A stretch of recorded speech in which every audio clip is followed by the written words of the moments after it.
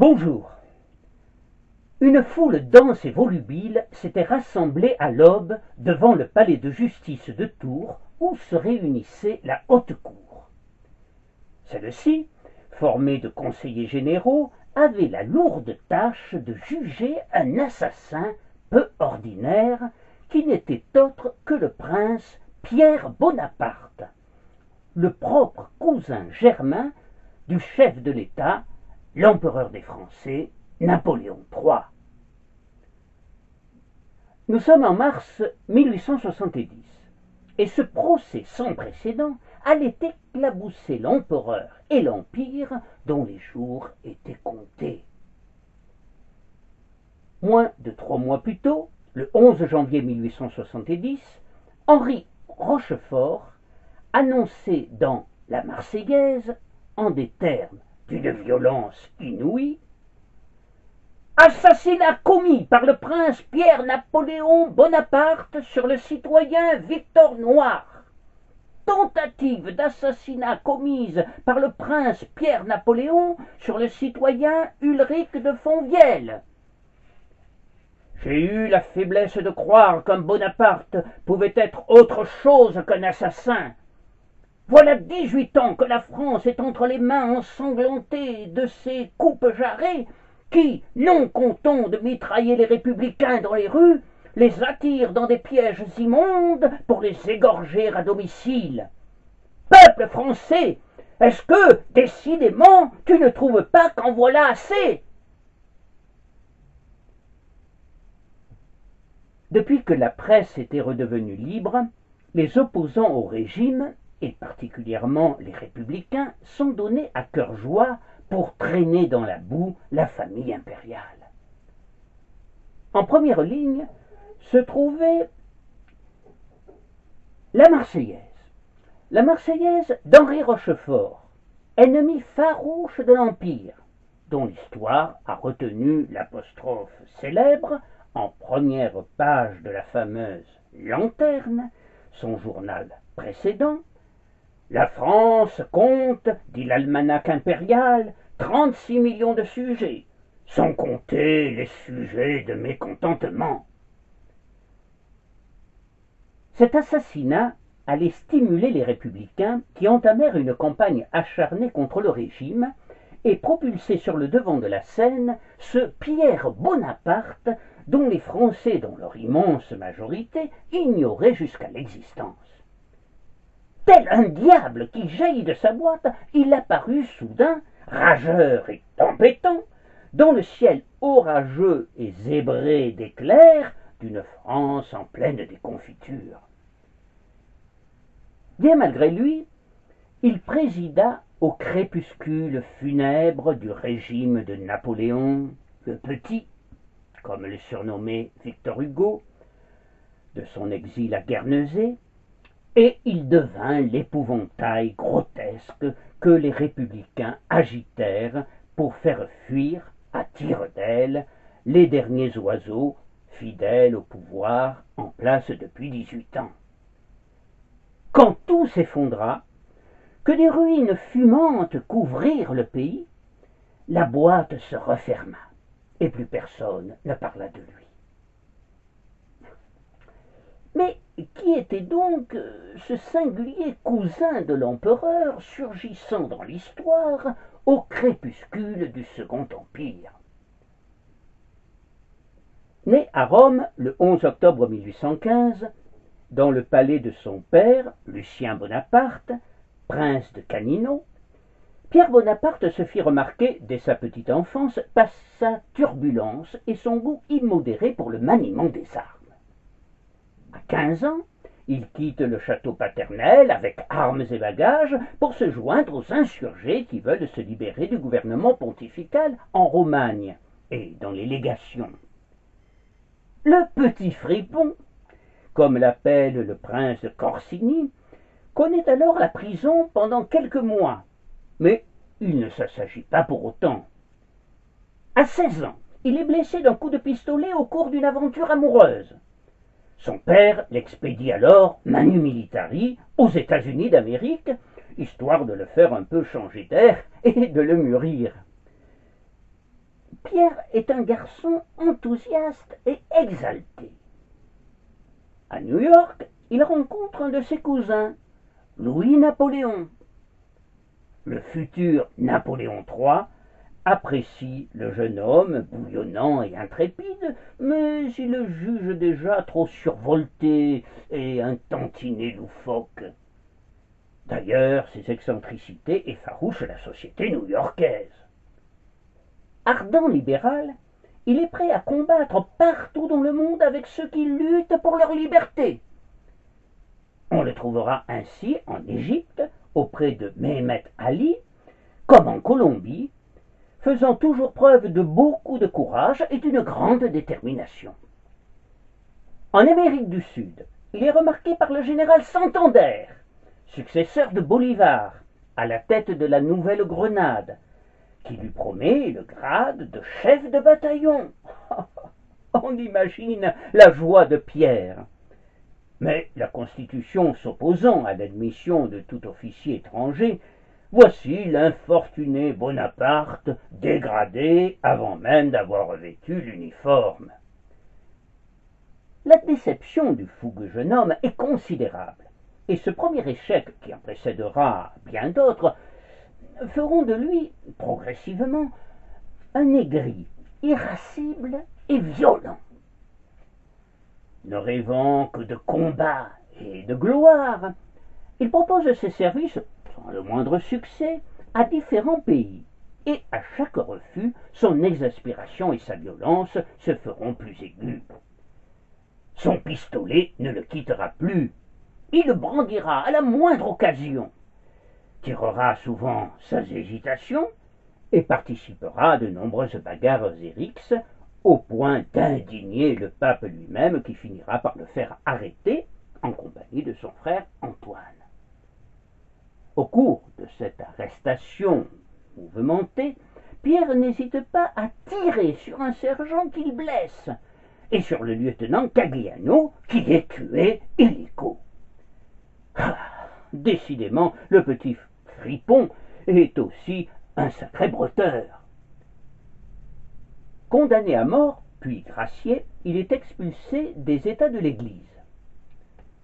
Sur la côte albanaise, il se heurte à 2 gardes-côtes turcs qu'il blesse, ce qui le fera également expulser de Corfou par les autorités britanniques, tout comme il sera expulsé de Bruxelles quelques années plus tard à la suite d'une lettre injurieuse qu'il adressa à M. de Rumigny, ambassadeur de Louis-Philippe.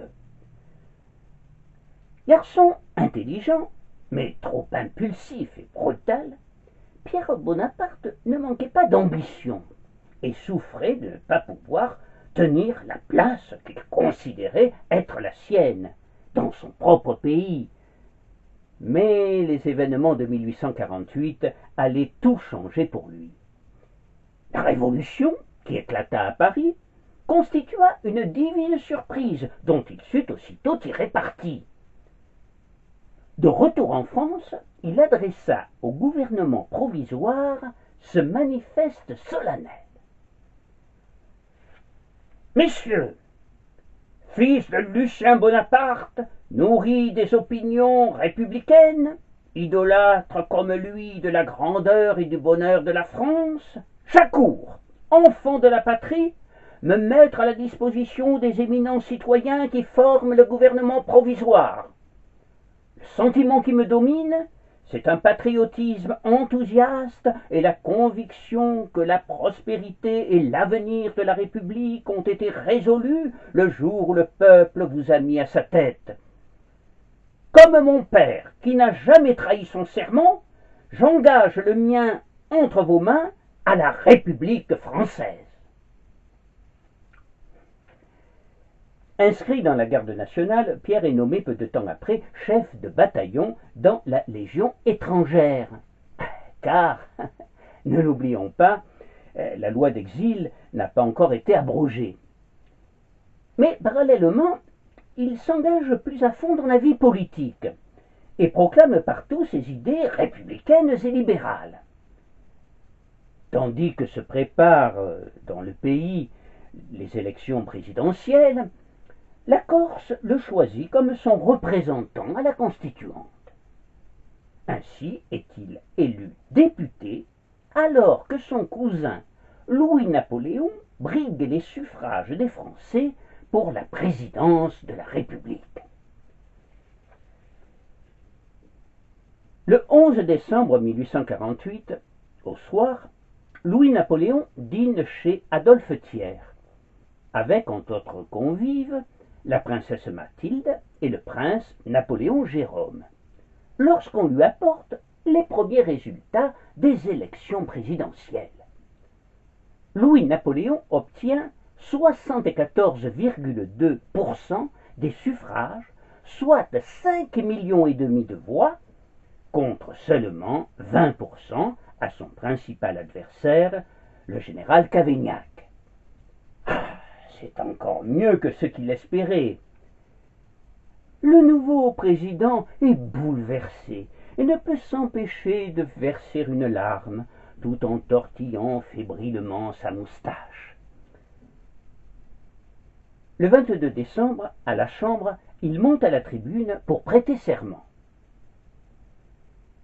« Il était environ 4 heures du soir, » écrira Victor Hugo.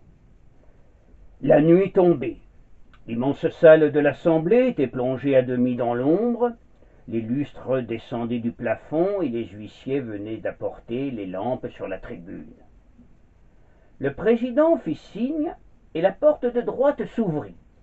On vit alors entrer dans la salle et monter rapidement à la tribune un homme, jeune encore, vêtu de noir, ayant sur l'habit la plaque et le grand cordon de la Légion d'honneur. Toutes les têtes se tournèrent vers cet homme. Un visage blême, dont les lampes à abat-jour faisaient jaillir les angles osseux et amaigris, un nez gros et long, des moustaches, une mèche frisée sur un front étroit, l'œil petit et sans clarté, l'attitude timide et inquiète. Nulle ressemblance avec l'empereur. C'était le citoyen Louis-Napoléon Bonaparte. Dans le même temps, Pierre, plus modestement, était réélu député de la Corse, comme on l'a vu, et avec éclat célébrait sa victoire, et surtout celle de son cousin, avec lequel il avait toujours entretenu des liens amicaux, voire même affectueux. Pourtant, peut-on imaginer deux cousins germains aussi différents, physiquement, mais aussi et surtout au point de vue du caractère? Autant Pierre Bonaparte est exalté, turbulent, exubérant, incapable de réfréner ses impulsions, autant Louis-Napoléon est tranquille, secret, réfléchi, habile manœuvrier. Soucieux du sort des classes laborieuses, le futur empereur sut séduire les ouvriers en même temps qu'il rassurait les partisans de l'ordre. C'était à la fois un rêveur romantique et un fils de la Révolution de 1848.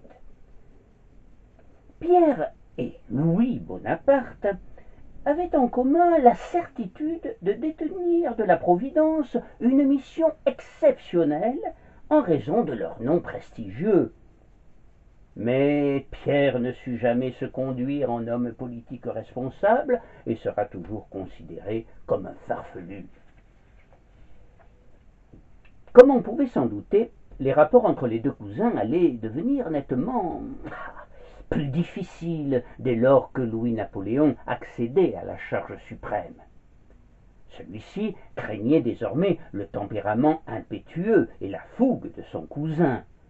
Il redoutait, à juste titre d'ailleurs, la violence de ses paroles et de ses gestes. Et il le savait capable, sous le coup de la colère, de brandir son pistolet et de tirer. Le nouveau président allait néanmoins lui témoigner dans une lettre fort bienveillante son indéfectible amitié, mais assortie d'une condition impérieuse. croyez que mon amitié ne vous manquera pas tant que vous ferez honneur au nom que vous portez.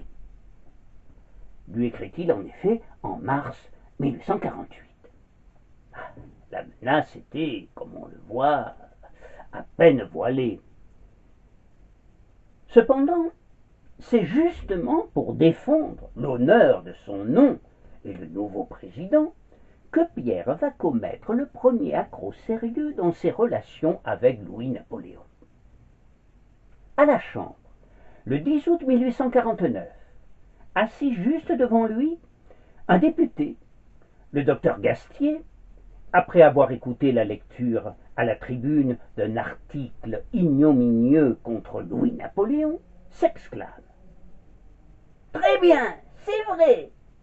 Aussitôt, Pierre, dont le sang ne fait qu'un tour, se lève en hurlant. « C'est une calomnie !»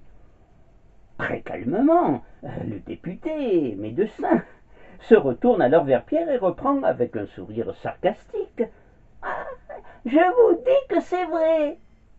C'en est trop pour Pierre, dont le visage s'empourpre par une si violente réaction et le frappe à coups de poing. Mais il n'a pas sorti son revolver. En revanche, il s'est rué donc sur son collègue déconcerté et il a frappé de façon extrêmement violente. Pierre est aussitôt ceinturé, alors que plusieurs députés et l'infortuné docteur quittent la chambre, le visage tuméfié, couvert de bosses et de multiples confusions. On imagine le tohu-bohu qui s'ensuivit à la Chambre et le scandale provoqué par cette affaire. Bien évidemment, le fils de Lucien Bonaparte fut obligé de faire des excuses. Son immunité parlementaire levée sur ces entrefaites, il fut condamné à une amende de 200 francs. Le prince-président, devant le scandale suscité, soupira en dodelinant tristement de la tête. Ah, j'avais bien raison de le dire dès le 31 décembre. Je ressemble à mon oncle, au moins sous un rapport. C'est que je suis contrecarré surtout par les membres de ma famille. Puis, il décida d'éloigner le plus rapidement possible ce cousin terrible, qui, par ses réactions irresponsables et imprévisibles, risquait de lui nuire davantage que tous ses adversaires réunis. Il eut alors l'idée de lui donner le commandement d'un bataillon de la Légion étrangère en Algérie.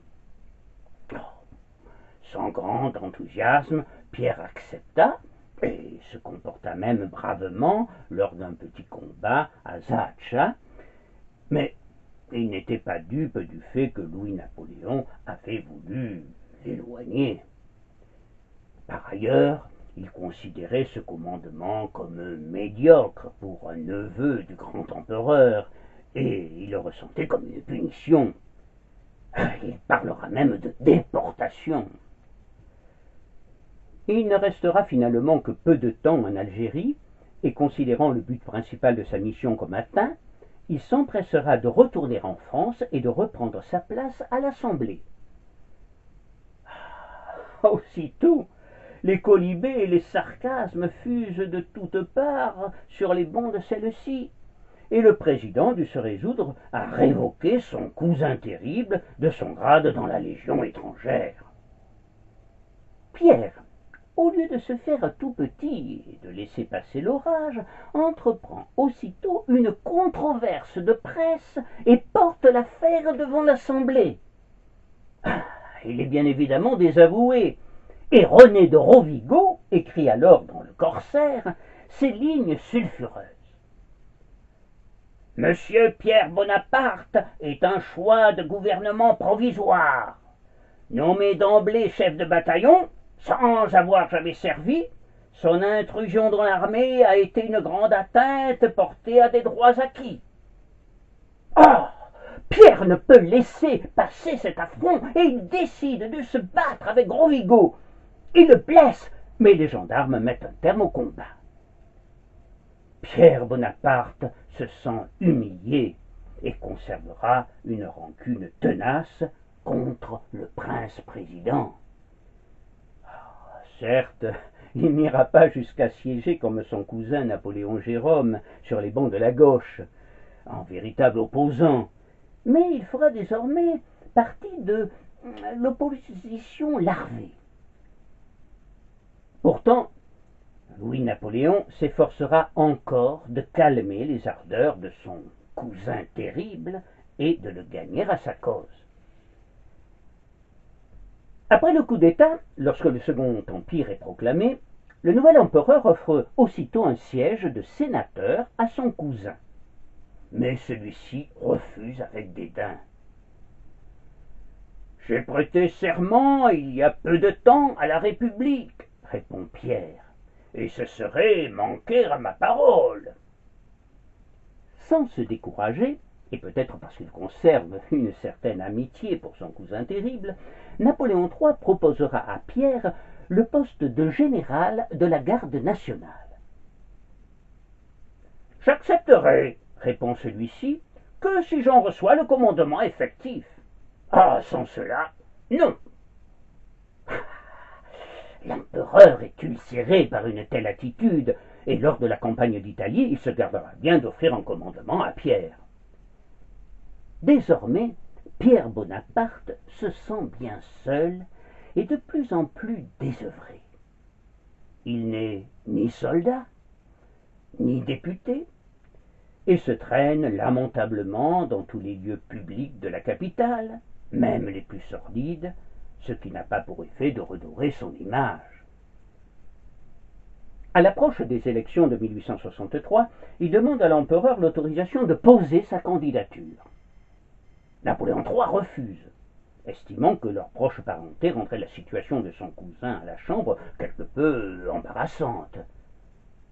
Par ailleurs, il redoute encore plus ses excès de langage et son comportement de plus en plus délirant au fil des années. Pierre passe outre l'autorisation de l'empereur, mais celui-ci n'hésite pas alors à faire effacer le nom du prince Bonaparte du tableau des candidats.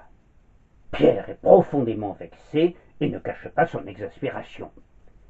Il écrit sans dissimuler son amertume. Je me borne à constater ma position hybride qui fait de moi une sorte de paria, un masque de fer du XIXe siècle. Je ne suis ni prince, ni citoyen, ni électeur, ni éligible, ni apte à exercer des fonctions publiques quelconques, ou une industrie qui assure mon avenir, moi qui, durant les 4 ans que j'ai eu l'honneur de siéger dans nos grandes assemblées, n'ai pas déposé un seul vote, qui ne fût favorable à la liberté de tous et de chacun. Il est indéniable que le malheureux Pierre est traité en parent pauvre, et le moins que l'on puisse dire est qu'il n'est pas le bienvenu aux Tuileries, bien que personne n'ose lui en interdire l'accès. Les portes, au contraire, sont ouvertes à 2 battants pour le vieux roi Jérôme, le frère de Napoléon Ier, qui a conservé l'œil vif et un port altier. Au lendemain du coup d'État, il vint aussitôt se mettre à la disposition de son neveu, au palais de l'Élysée, et le commandant Fleury écrivit alors à son sujet « Ce frère de l'empereur, avec son masque napoléonien, sa belle et gracieuse prestance, se présentant au milieu du salon déjà plein de monde, produisait une impression profonde. Il nous sembla un moment voir l'empereur des grands jours descendre de son cadre, tant la ressemblance était frappante. » L'ancien roi de Westphalie, dont la survivance semblait d'ailleurs une plaisante gageure anachronique, allait désormais être invité à toutes les réceptions. Il en fut de même de son fils, le prince Napoléon. En revanche, il faut bien dire que pour les enfants et les petits-enfants de Lucien, on refermait aussitôt le battant. Les domestiques auraient certainement pratiqué de même avec Pierre si celui-ci n'avait pas déclaré qu'il ouvrirait d'un coup de poing le battant fermé si semblable affront lui était fait. Les rapports entre les deux cousins vont encore se détériorer avec l'affaire malheureuse du mariage de Pierre. En 1852, Pierre avait rencontré une jeune fille superbe, aux longs cheveux noirs, Nina Ruffelin, qui était la fille d'un ouvrier fondeur. Il en tomba éperdument amoureux et décida ex abrupto de l'épouser. À en croire Nina, un prêtre vint secrètement donner sa bénédiction nuptiale au fiancé, en attendant que Louis-Napoléon veuille bien autoriser cette union. Étonnant radotage de l'histoire, les parents de Pierre s'étaient unis eux aussi en cachette du premier consul. Et comme, de bien entendu, à l'instar de Napoléon Ier et aux grandes dames de Pierre, Napoléon III refusa. Et non seulement il ne donna pas son consentement au mariage, mais encore il ne voulut même pas consentir à la légitimation des deux enfants du couple, Roland et Jeanne. Pierre est effondré à l'annonce de cette décision inique et il écrit aussitôt à l'empereur. Je crois fermement qu'il n'y aurait plus d'inconvenance à faillir au devoir sacré de reconnaître mes enfants qu'à contracter un mariage avec leur mère d'une conduite irréprochable. Si c'est d'une mésalliance que votre majesté veut parler, elle serait moindre, eu égard surtout aux positions respectives que d'autres mésalliances contractées dans la famille.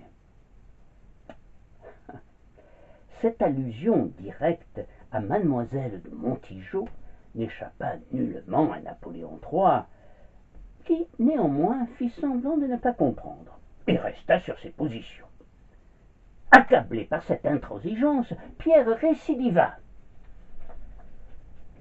Dans un nouveau courrier, il supplia l'empereur de consentir au mariage, lui écrivant notamment « Je viens vous prier de me permettre au moins de les légitimer en épousant leur mère à l'étranger.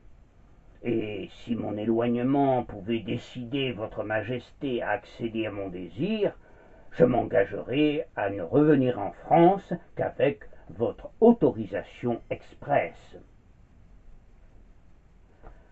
L'histoire ne nous dit pas si l'empereur daigna répondre à cet appel désespéré, mais en tout cas, Pierre décida d'épouser officiellement Nina dans sa propriété, les Épieux, et c'est le maire du petit village ardennais qui porte le nom cocasse de La Cuisine qui célébra ce mariage le 2 octobre 1867.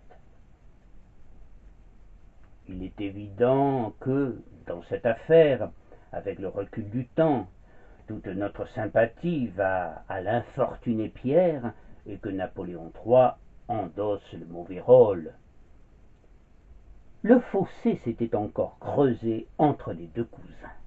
Mais Pierre n'en demeurait pas moins un fervent défenseur de l'honneur de la famille, comme les événements malheureux qui vont suivre nous le prouveront.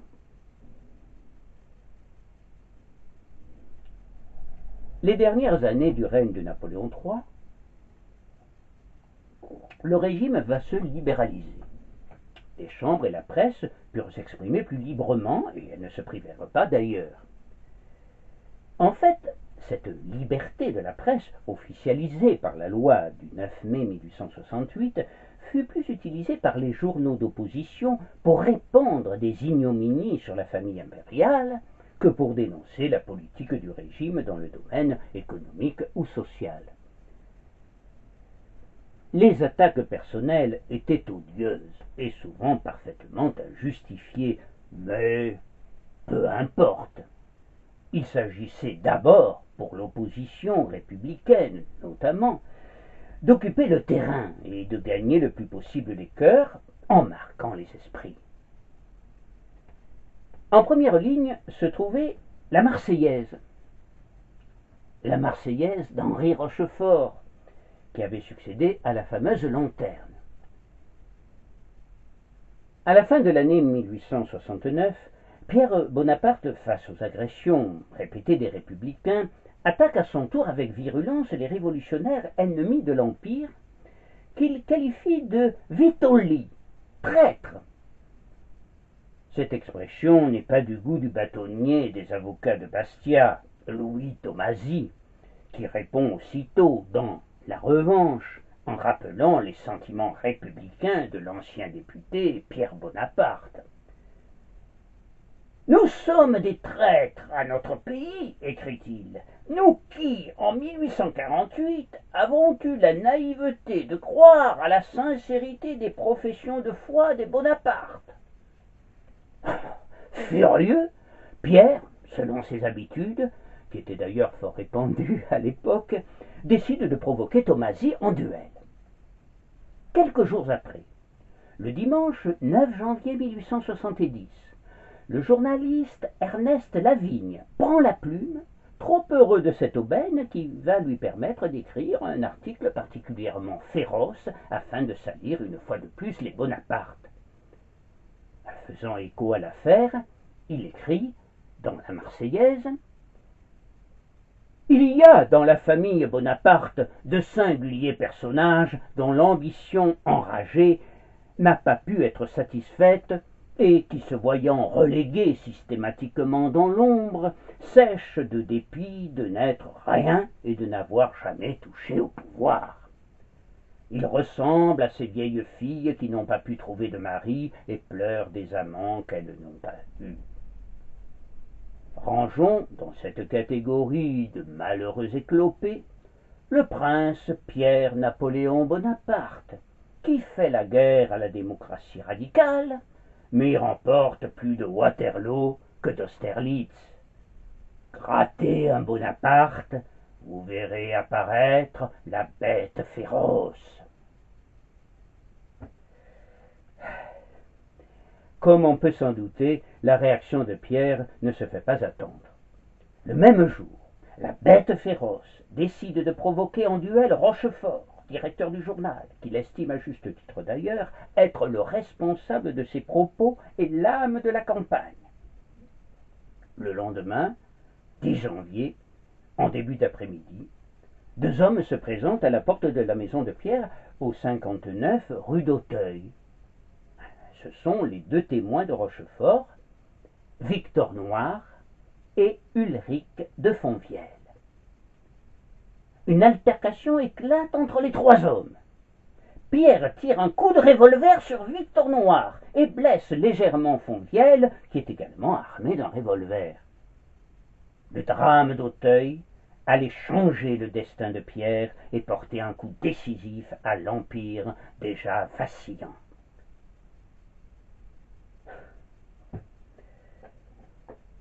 Il fait assez doux pour un mois de janvier, et le ciel est d'un bleu limpide.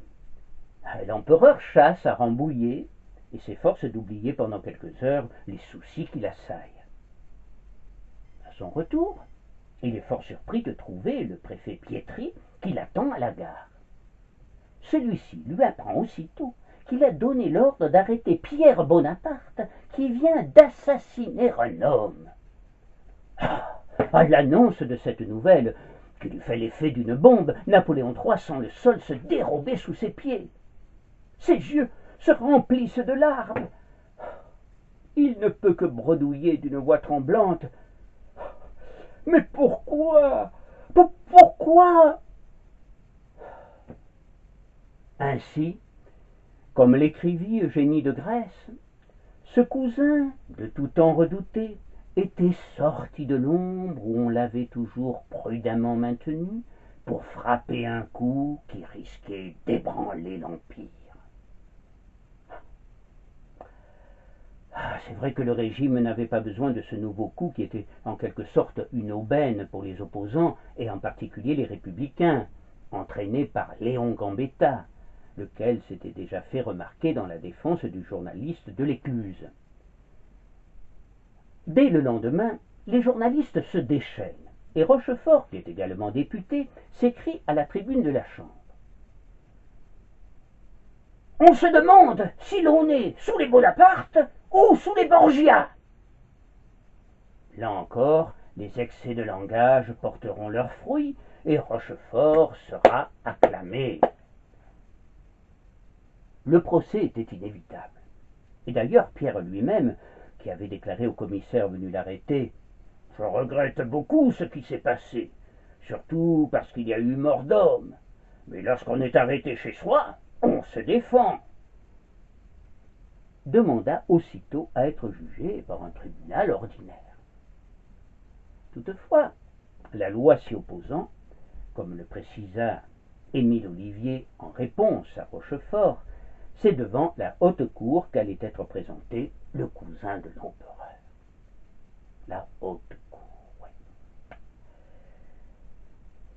Ce même 11 janvier, la foule commença à défiler silencieuse devant le cadavre de Victor Noir, et le lendemain, près de 200 000 personnes, et tous ceux qui, avant la fin de l'année, au lendemain de Sedan, prendront le pouvoir, assistaient à l'enterrement de Victor Noir au cimetière de Neuilly, le gouvernement ayant interdit l'inhumation au Père-Lachaise. Après la cérémonie, la foule, chantant la Marseillaise, se dirigea vers Paris et monta jusqu'à l'Arc de Triomphe. La police se fit discrète. On n'assista à aucune arrestation. « Mauvais signe pour l'Empire !» écrira Jules Vallès. « Il hésite, il attend, ses jours sont comptés. Il a sa balle au cœur, comme Victor Noir. » Aux Tuileries, Napoléon III, en uniforme, est resté tout l'après-midi entouré de son état-major, se faisant informer minute par minute du déroulement de la manifestation et se réjouissant finalement du fait qu'il n'y avait pas eu de grabuge. On peut imaginer que ce jour-là, il dut se souvenir de la réponse qu'il fit un jour à un autre de ses cousins, Plomplom, le fils du roi Jérôme, qui, au cours d'une discussion virulente, avait osé lui lancer « Vous n'avez rien du grand empereur !»« Si !» avait répondu Napoléon III en regardant tristement monter vers le plafond les fumées de son éternelle cigarette. « Si ! J'ai sa famille !»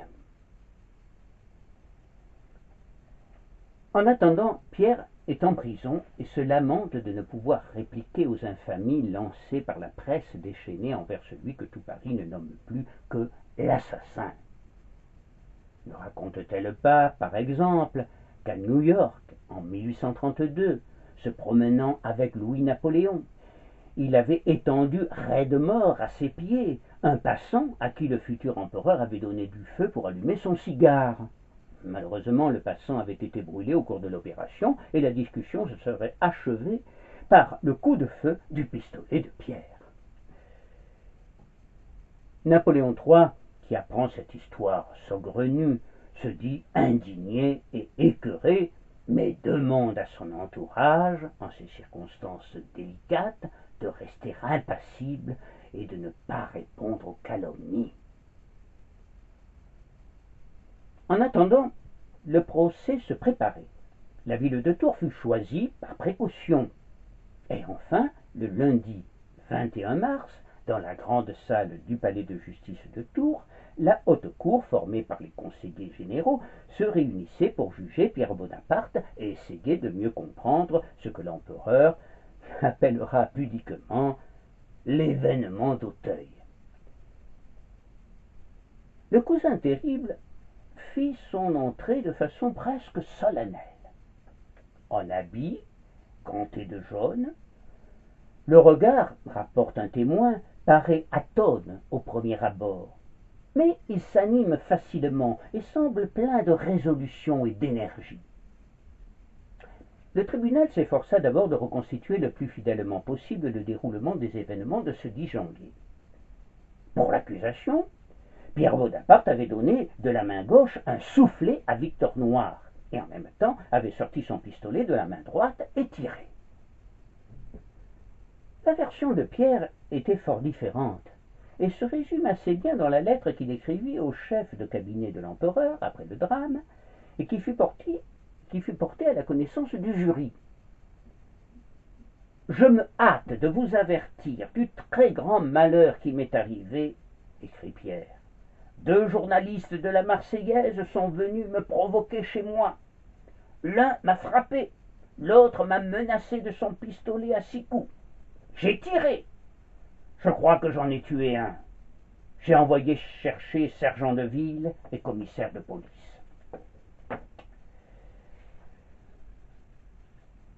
Le président reviendra au cours du procès sur la question selon lui cruciale: à quel moment Fonvielle a-t-il sorti son pistolet de sa poche? Avant ou après le coup de feu qui blessa mortellement Victor Noir? Pierre Bonaparte, de nouveau interrogé à ce sujet, affirme que Fonvielle tira son pistolet de sa poche avant que lui-même ne se serve du sien. M. de Grave, du Figaro, l'un des premiers visiteurs venus rue d'Auteuil, raconte devant la cour qu'il s'était étonné et avait demandé à Pierre pourquoi il n'avait pas plutôt tiré sur Fonvielle, qui était armé et le menaçait. Et Pierre lui répondit fièrement: « Je me suis occupé de l'outrage plus que du danger. » Durant toute la durée du procès qui fit les beaux jours de la presse d'opposition, Pierre fut à plusieurs reprises bouleversant de sincérité, notamment lorsqu'il clamait son innocence et affirmait être la victime d'un véritable complot organisé. De nombreux témoins du procès et des membres du jury, qui n'étaient pas favorables à l'accusé, le soulignèrent par la suite. De même, Pierre fut parfois assez émouvant lorsqu'il assurait être resté fidèle à ses opinions républicaines, tout en considérant le Second Empire comme le régime le plus proche de ses idéaux, et ce qu'il attaquait inconsidérément comme des pseudo-républicains dévorés par des ambitions personnelles. Il est certain que Pierre Bonaparte était un homme sensible, et même hypersensible, malgré les apparences.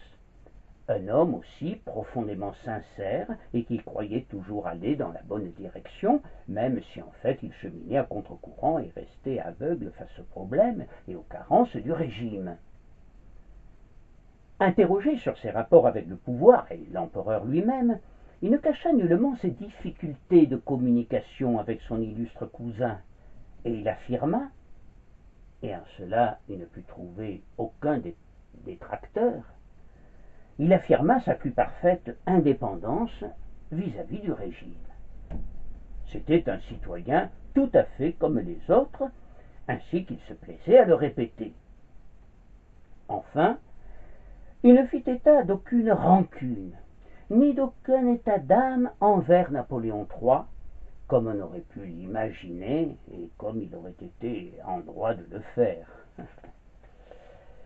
Ce citoyen ordinaire était pourtant exceptionnel du fait de sa parenté avec l'empereur, et le résultat ne se fit pas attendre.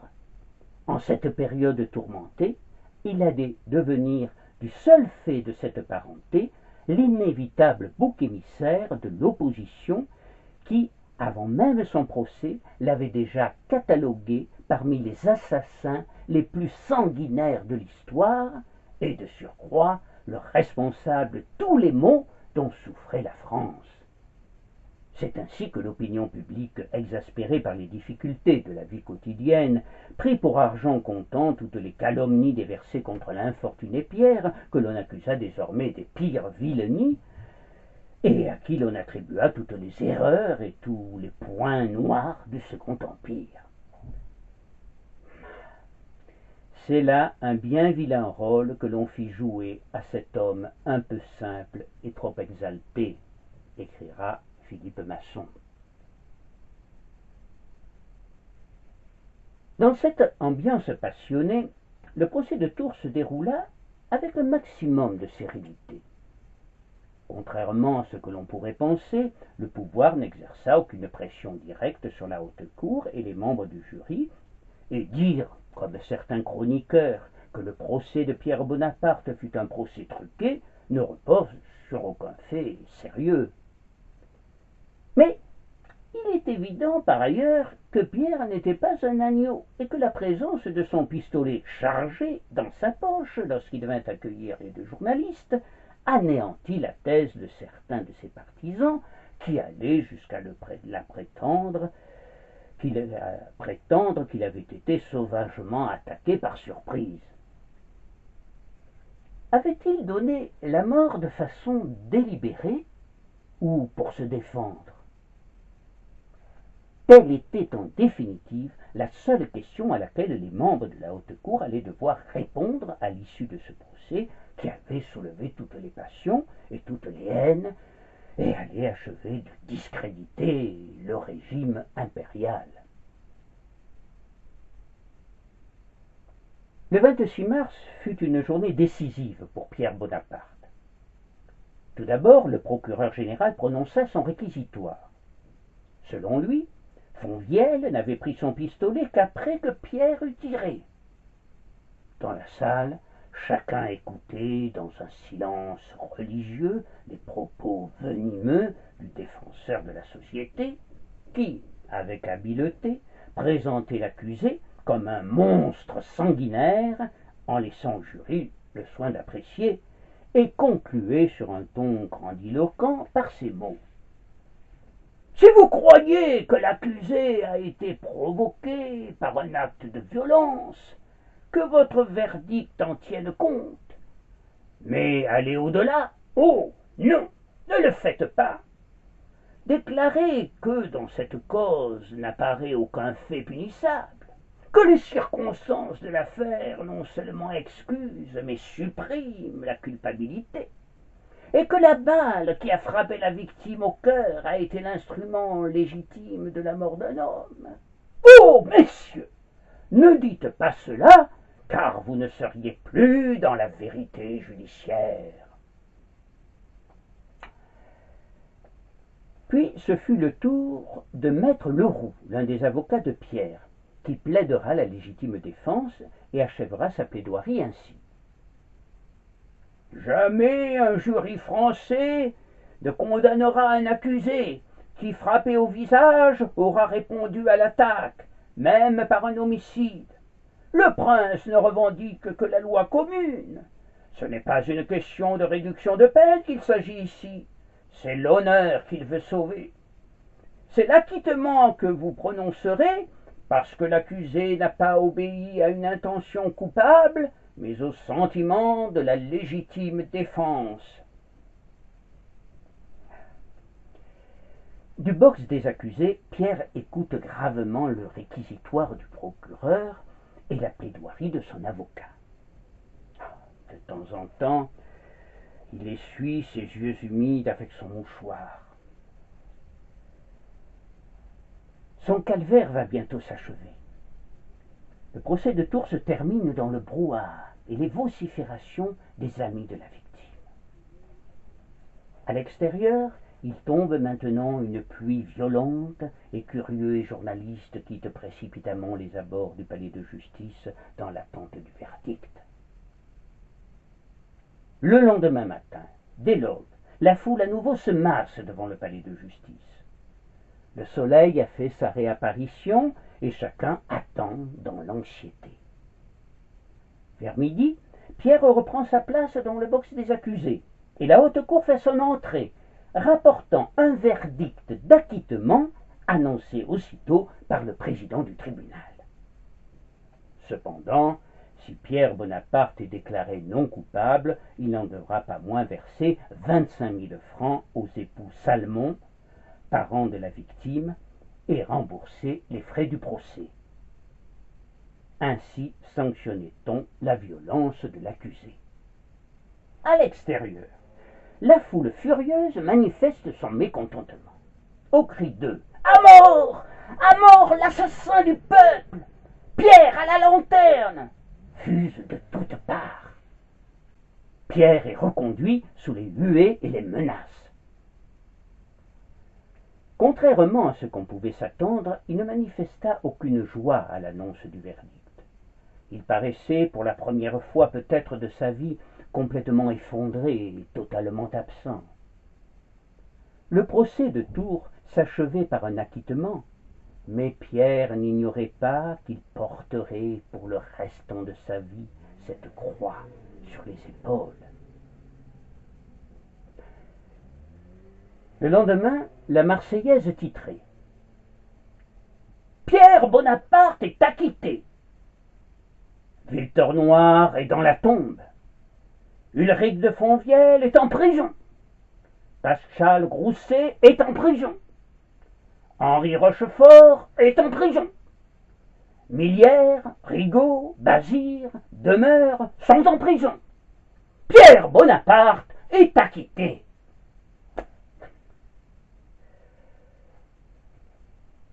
Aux Tuileries, Napoléon III respire, mais il sait que cette malheureuse affaire a été catastrophique pour le régime et pour lui-même. Le 2 avril, il écrit à son cousin.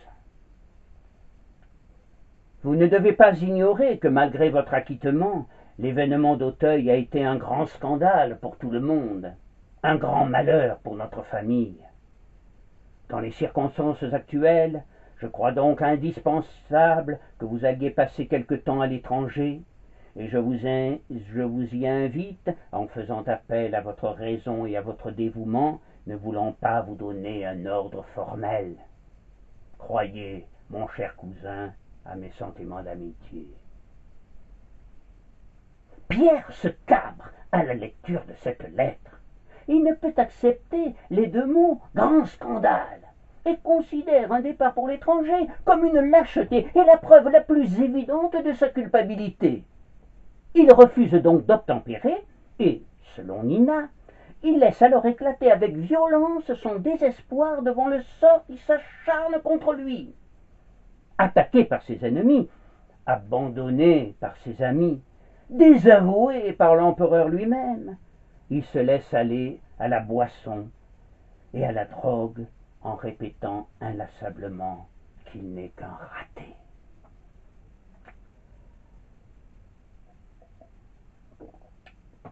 Cependant, à la suite de la fameuse dépêche d'Ems, finalement rédigée par Bismarck, qui souhaitait provoquer une guerre franco-allemande, indispensable selon lui à l'unification des États allemands, la France, peu consciente des conséquences, déclara la guerre à la Prusse le 19 juillet 1870.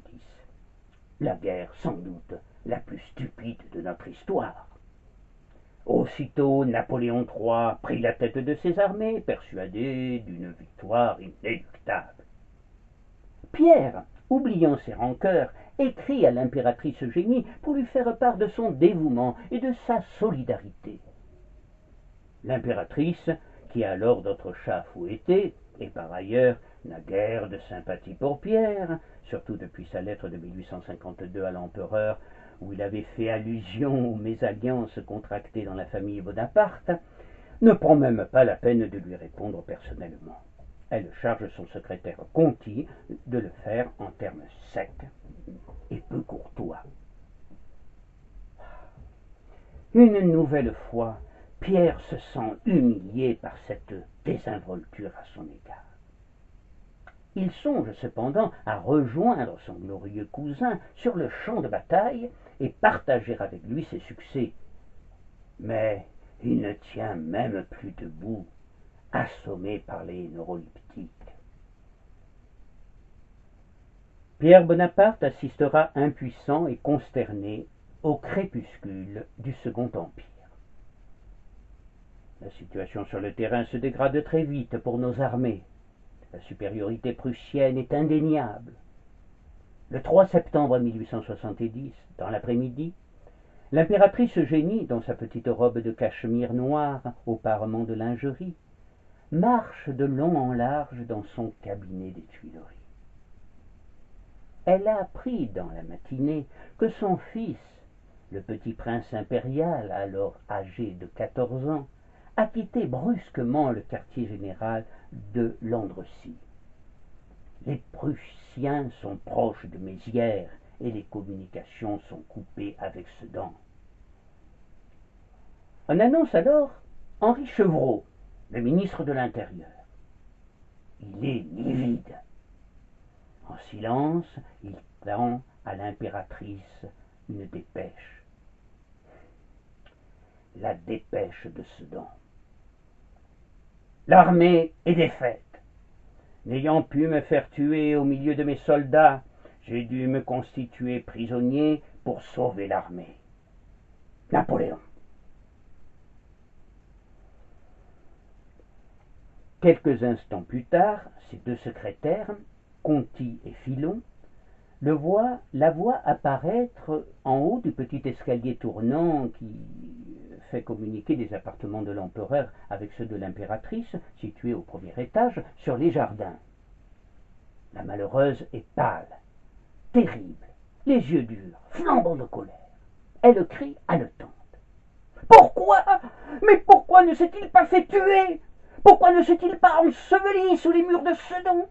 Il n'a donc pas senti qu'il se déshonorait? Quel nom il va laisser à son fils? Puis, soudain, fondant en larmes, elle se jette à genoux, suppliant l'empereur, comme s'il était présent, de lui pardonner ses folles imprécations.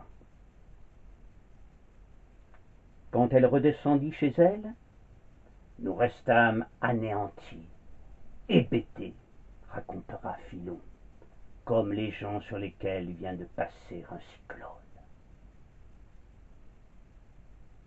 La terrible nouvelle du désastre de Sedan court cependant comme une traînée de poudre. Déjà dans les faubourgs, on commence à distinguer ces visages que l'on ne voit apparaître que les soirs d'émeute. L'insurrection est dans l'air. Défendra-t-on les Tuileries? Quoi qu'il arrive, décide l'impératrice qui a retrouvé tout son calme, les soldats ne doivent pas tirer sur le peuple. Pour la 4e fois en 24 ans, les Tuileries allaient recevoir la terrible visite du peuple. Ce sera la dernière, et le vieux château en mourra. Henri Chevreau supplie Eugénie de se hâter, en lui rappelant la princesse de Lamballe, tandis que la foule force les grilles de la place de la Concorde et se rue dans le jardin. L'impératrice regarde autour d'elle. Il va donc lui falloir quitter tout cela. Est-ce vraiment la fin de ce conte de fées qui a fait d'Eugénie de Montijo une impératrice? Est-ce la fin de cette glorieuse épopée commencée dans un petit village de Corse avec la naissance de Napoléon Bonaparte? Grâce à l'aide précieuse de son dentiste, le docteur Evans, et de quelques fidèles, Eugénie parviendra à quitter Paris et à s'embarquer pour l'Angleterre, où commencera son long exil à Chislehurst, au château de Camden Place. Pierre, de son côté, est anéanti par le désastre. Il ressent une immense tristesse et soupire en prenant la main de Nina. L'humiliation, je sais ce que c'est. J'en ai souffert toute ma vie, et j'ai fini par m'en accommoder. Mais je souffre bien plus aujourd'hui de voir mon pays vaincu, avili, humilié. C'est plus que je ne puis supporter. Il souffrira surtout de son impuissance devant les événements tragiques qui vont bientôt se produire en France et la guerre civile qui ensanglantera le pays. À son tour, il traverse la Manche, le cœur brisé.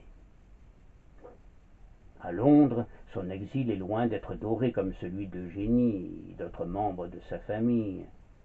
Le cousin terrible vit avec les siens dans une gêne proche du dénuement. Le courage de sa femme les sauva. À l'exemple de ces vaillantes émigrées de la Révolution, se retrouvant dans l'adversité, retrouvant dans l'adversité les vertus laborieuses de sa classe, la fille du fondeur Ruffelin ouvrit un magasin de mode à l'aide de ses économies personnelles, ce qui leur permit de subsister. En 1876, il fera paraître Souvenirs, traditions et révolutions. Un ouvrage singulier et assez disparate dans lequel il évoque avec une grande sensibilité les péripéties de sa vie, ses joies, ses ressentiments et ses espoirs, tout en définissant les bases d'une société idéale et parfaitement utopique, et en dressant le portrait d'une France pure et fière, à la fois dure et généreuse. La France, il ne songe qu'à la retrouver, mais ce n'est qu'à la fin de 1877 qu'il aura la possibilité d'y rentrer enfin. Pierre Bonaparte n'est plus alors qu'une lamentable épave, obèse, voûtée, prématurément vieillie, et qui devra solliciter de la République un permis de rentrée pour rapporter sa collection d'armes, 2 fusils de commerce, 4 fusils de guerre, 2 cannes-fusils, un parapluie poignard, 2 cannes épées, 29 pistolets revolvers de commerce, 4 pistolets, 2 fusils doubles de commerce, une cravache épée, de la poudre et des cartouches. Il ne retrouve même pas son foyer d'autrefois. Sur le lieu du drame du 10 janvier, au 59 rue d'Auteuil, s'élevait une construction nouvelle. Les obus prussiens et les torches de la commune avaient, en 1871, anéanti ce qui avait été l'hôtel du baron Helvétius. En froid avec Nina, qui ne supportait plus son caractère irascible, il s'installa à Versailles, à l'hôtel de France, qui existe encore de nos jours.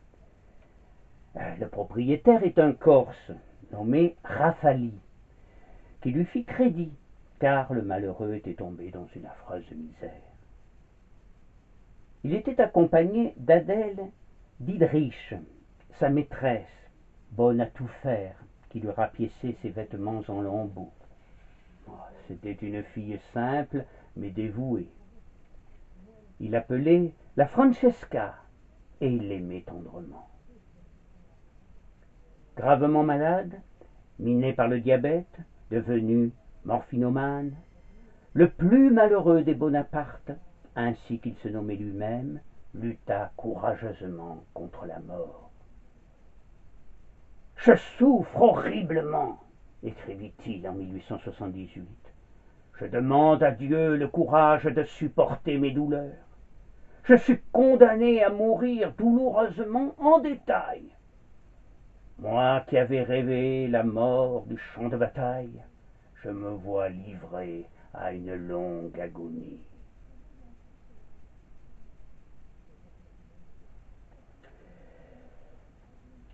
On ne peut rester insensible au malheur de ce neveu du grand Napoléon, qui, s'il n'était pas, loin s'en faut, un être d'exception, méritait sans doute un destin plus glorieux et avait d'indéniables qualités de cœur.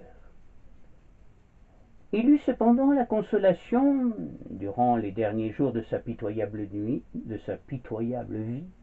de voir réunies à son chevet les 2 femmes qui comptèrent le plus dans sa vie, Nina et la Francesca. Il rendit le dernier soupir le vendredi 7 avril 1881 dans la chambre du premier étage de l'Hôtel de France. Il avait demandé à être enterré en terre ardennaise, au Pré-la-Croix, au pied d'un chêne, son cadavre nu, simplement entouré d'un linceul, la face tournée vers le ciel. Mais ces dernières volontés ne furent pas respectées, et c'est dans un caveau du cimetière de Versailles que le fils de Lucien Bonaparte et le neveu de Napoléon Ier fut inhumé, accompagné seulement pour son dernier voyage par les 2 femmes et Raffalie. Ce même jour, en lisant dans la rubrique nécrologique du Figaro, de lignes succinctes annonçant le décès de Pierre, Henri Rochefort se serait écrié: « Tiens, elle n'était pas encore morte, cette crapule !»